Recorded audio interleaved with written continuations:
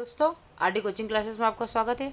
आज हम बात करते हैं कुछ महत्वपूर्ण क्वेश्चंस, सूत्र और उनके नाम की। सबसे पहले हम बात करेंगे सामान्य तत्व और गैस। सबसे पहले आता है आपका हाइड्रोजन। हाइड्रोजन को हम H2 से प्रदर्शित करते हैं। इसके बाद आता है ऑक्सीजन। ऑक्सीजन को हम O2 से प्रदर्शित करते हैं। नाइट्रोजन, जिसे हम N2 से प्रदर्शित करते हैं। क्लोरीन, जिसे हम Cl2 से प्रदर्शित करते हैं। फिर आता है आपका फ्लोरीन। फ्लोरीन, जिसे हम F2 से प्रदर्शित करते हैं। ब्रोमीन Br2 से प्रदर्शित करते हैं। आयोडीन I2 से प्रदर्शित करते हैं। ओजोन O3 से प्रदर्शित करते हैं। फिर आता है हीलियम, जिसे He से प्रदर्शित करते हैं। नियोन, जिसे हम Ne से प्रदर्शित करते हैं। ऑर्गन, जिसे Ar से प्रदर्शित करते हैं। कार्बन को C से, सल्फर को S से। फिर आता है फास्फोरस को P4, सिलिकॉन को Si से। फिर आता है लोहा, लोहे को Fe से, तांबा ठीक है Cu से। फिर चांदी को Ag से, सोना जो होता है इसे Au से, और एल्यूमिनियम को एल्यूमिनियम से, Al से। अब 21 से 40 तक सामान्य यौगिक होते हैं, जैसे जल, तो जल का फॉर्मूला H2 होता है। अमोनिया के लिए NH3, मीथेन के लिए CH4, कार्बन डाइऑक्साइड के लिए CO2, कार्बन मोनोऑक्साइड के लिए CO, सल्फर डाइऑक्साइड के लिए SO2, सल्फर ट्राईऑक्साइड के लिए SO3। अगर नाइट्रिक ऑक्साइड की बात करें तो NO, नाइट्रोजन डाइऑक्साइड की बात करें NO2, नाइट्रस ऑक्साइड की बात करें तो N2O। यानी कि नाइट्रोजन की मात्राओं को बढ़ना। अगर ऑक्सीजन बढ़ा तो डाइऑक्साइड, अगर नाइट्रोजन बढ़ा तो नाइट्रस ऑक्साइड, और अगर कम दे तो नाइट्रिक। फिर आता है हाइड्रोजन क्लोराइड HCl के लिए, हाइड्रोजन सल्फाइड H2S के लिए, हाइड्रोजन परोक्साइड H2O2 के लिए। क्या आएगा? हाइड्रोजन परोक्साइड H2O2 के लिए। फिर आता है फास्फिन। फास्फिन जो होता है इसे हम PH3 के लिए यूज़ करते हैं। फिर सिलेन के लिए हम SiH4 यूज़ करते हैं, सिलिकॉन हाइड्राइड। फिर एथिन के लिए C2H4, इथाइन के लिए C2H2, एथेन के लिए C2H6, एथेनॉल के लिए C2H5OH, और एसिटिक अम्ल के लिए CH3COOH।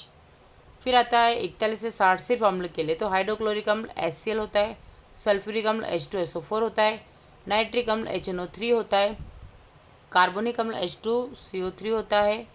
फिर फास्फोरिक अम्ल H3PO4 होता है, सल्फ्यूरस अम्ल H2SO3 होता है, नाइट्रस अम्ल HNO2 होता है, हाइड्रोफ्लोरिक अम्ल HF होता है, हाइड्रोब्रोमिक अम्ल HBr होता है, हाइड्रो आयोडिक अम्ल HI होता है, हाइपोक्लोरस अम्ल HClO होता है, क्लोरीन अम्ल HClO, क्लोरिक अम्ल HClO3 होता है, परक्लोरिक अम्ल HClO4 होता है, यानी कि ऑक्सीजन लग जाना परक्लोरिक। क्रोमिक अम्ल H2CrO4, डाइक्रोमिक अम्ल H2Cr2O7 होता है, बोरिक अम्ल के लिए H3BO3 होता है, ऑक्जेलिक अम्ल के लिए H2C2O4, साइट्रिक अम्ल के लिए C6H8O7 होता है, लैक्टिक अम्ल के लिए C3H6O3 होता है, फार्मिक अम्ल के लिए HCOOH, फार्मिक अम्ल यानी कि चींटी का डंक। फिर 60 से 81 की बात करें तो बेसेस की बात, सोडियम हाइड्रोक्साइड NaOH होता है, यानी कि base. Sodium hydroxide, potassium hydroxide KOH, ये भी बेस होता है। कैल्शियम हाइड्रोक्साइड, ये भी बेस होता है। मैग्नीशियम हाइड्रोक्साइड के लिए MgOH2 होता है। एल्यूमिनियम हाइड्रोक्साइड के लिए AlOH3। अब ये जो याद कर रहे हैं ना, मैं जो सिखा रही हूँ, इनको क्या है कि आपको कॉपी में नोट करके रखना है, ताकि आपके काम आते रहे और आपको याद भी रखना है, क्योंकि ये हर जगह पे आपको अवेलेबल नहीं हो पाएगा। बाकी आप रिएक्शन करें, उनमें सारे प्रोडक्ट बन रहे हैं, तो ये आपके 10th की बेसिस से मोस्ट टाइम पी टॉपिक है। फिर अमोनिया के लिए, अमोनियम हाइड्रोक्साइड की बात करें तो NH4OH होगा। बेरियम हाइड्रोक्साइड के लिए BaOH2 होगा। आयरन हाइड्रोक्साइड के लिए FeOH2 होगा। आयरन हाइड्रोक्साइड के लिए FeOH3 होगा। कॉपर हाइड्रोक्साइड के लिए COOH2 होगा। जिंक ऑक्साइड के लिए ZnOH2 होगा। लेड हाइड्रोक्साइड के लिए PbOH2। सिल्वर हाइड्रोक्साइड के लिए AgOH होगा। लिथियम हाइड्रोक्साइड के लिए LiOH होगा। स्ट्रोंशियम हाइड्रोक्साइड के लिए SrOH2 होगा। फिर बेरिलियम हाइड्रोक्साइड BeOH2 होगा। टिन हाइड्रोक्साइड के लिए SnOH2 होगा। टिन फोर्थ हाइड्रोक्साइड SnOH4 होगा। निकिल हाइड्रोक्साइड के लिए NiOH2।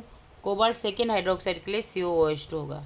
अब हम लास्ट बात करेंगे लवण की, क्योंकि हमने पहले अम्ल देख लिया, क्षार देख लिया, उसके पहले एलिमेंट देख लिया, और अब हम बात करते हैं लवण की। तो सोडियम क्लोराइड जो होता है NaCl लवण होता है। पोटेशियम क्लोराइड KCl जो होता है ये भी लवण होता है।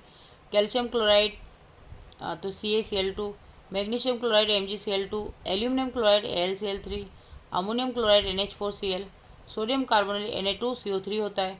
सोडियम बाइकार्बोनेट के लिए NaHCO3 लिखते हैं। कैल्शियम कार्बोनेट के लिए CaCO3 लिखते हैं। मैग्नीशियम कार्बोनेट के लिए MgCO3 लिखते हैं। कॉपर सल्फेट के लिए CuSO4 लिखते हैं। जिंक सल्फेट के लिए ZnSO4 लिखते हैं। फेरस सल्फेट के लिए FeSO4 लिखते हैं।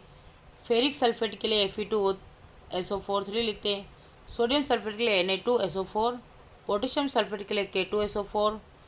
कैल्शियम फास्फेट के लिए कैल्शियम CaSO4। सिल्वर नाइट्रेट के लिए AgNO3। पोटेशियम परमैंगनेट के लिए KMnO4 हो जाएगा। और कैल्शियम ऑक्साइड की यानी चूना पत्थर क्विक लाइम जिसे बोलते हैं CaO हो जाएगा।